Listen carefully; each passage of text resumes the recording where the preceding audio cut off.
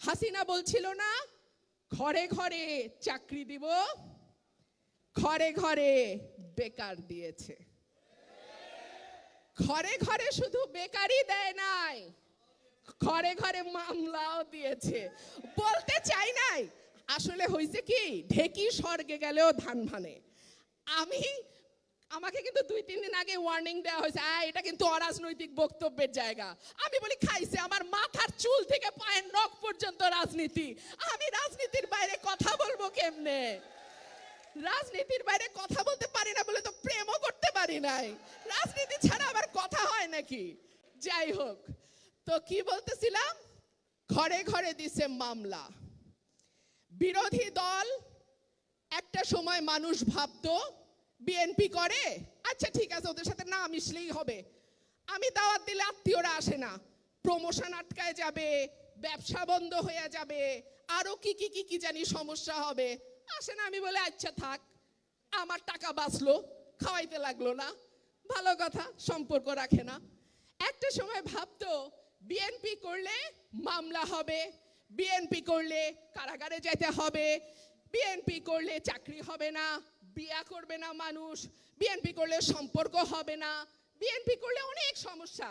এর বাইরে তো গুম, তুলে নিয়ে গিয়ে হত্যা, বিভৎসভাবে মারধর, নখ তুলে ফেলা, কি নাই বলেন তো?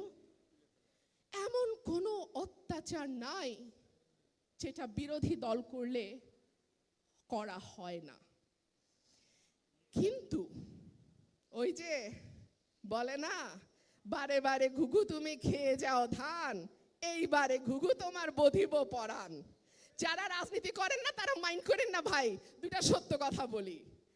যারা মনে করছে আমি তো বিএনপির সঙ্গে মিশি না, ওরা তো এই দেশে থাকার মতোই না, বঙ্গোপসাগরে ফালাই দিতে পারলে আর একটু ভালো হইতো, তারাও এখন আর নিরাপদ না। আমার ড্রাইভার ঈদের আগে আগে আমার কাছে আসলো। আমি বললাম কি ভাই, তোমার বেতন বোনাস সব দিছি, আমার কাপড় কেনার টাকা নাই, তুমি আমার কাছে আবার কি চাও? বলে ম্যাডাম উপায় নাই, টাকা দিতে হবে। আমি এটিএম মেশিনে গেছি, মেশিনে টাকা নাই। 8,000 টাকা তুলতে গেছে ঈদের আগে, বেচারা টাকা নাই।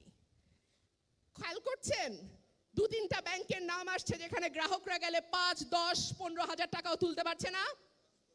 খেয়াল করেছেন খবরগুলো? সুতরাং বিপদ এখন আর বাউন্ডারির বাইরে নাই, বিপদ একেবারে ঘরের ভিতরে আইসা ঢুকছে। 3টা ঘটনা না বলে পারি না, ওই যে বলছি পায়ের চুল থেকে মাথার নখ পর্যন্ত রাজনীতি। 3টা ঘটনা।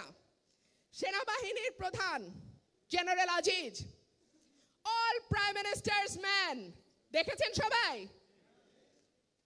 সেই সময় কিছু আত্মীয় বন্ধু ফ্রেন্ড, ফেসবুক ফ্রেন্ড আমার দেখি প্রোফাইল পিকচার চেঞ্জ করছে, I am prime ministers man.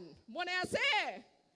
আরে সারা বাংলাদেশ আজিজের সঙ্গে এক হয়ে শেখ হাসিনার লোক হয়েছিল ওই সময়, মনে নাই? এইবার যখন ধরাটা পড়লো, আমি আবার ফেসবুকে ঢুকলাম, খুঁজা বাইর করি I am prime ministers man কারা, একটাও নাই।